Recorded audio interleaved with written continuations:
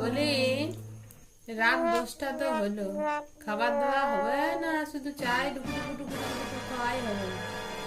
সন্ধ্যার থেকে তো এই নিয়ে বোধহয় 8-9 কাপ হলো, ডুক ডুক ডুক ডুক ডুক ডুক ডুক ডুক চলছেই। এই সারা সন্ধ্যায় চললো, এখনো রাত হয়েছে, এখনো চলছে। এধারে মোবাইল, উধারে চা। কিন্তু চা খাওয়ার অনেক উপকারিতা আছে জানো? ওই চা খাওয়ার উপকারিতা গুলো কি জানো?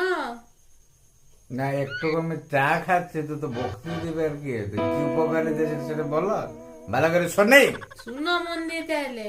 বলো। চা খেলে এক হচ্ছে হজমের সমস্যা হবে, দুই হচ্ছে পেটের গন্ডগোল হবে, অলসতা লাগবে, সারাদিন মনে হবে ঘুম ঘুম ঘুম ঘুম ভাব, আর হাড়গুলো ধীরে ধীরে দুর্বল হয়ে যাবে।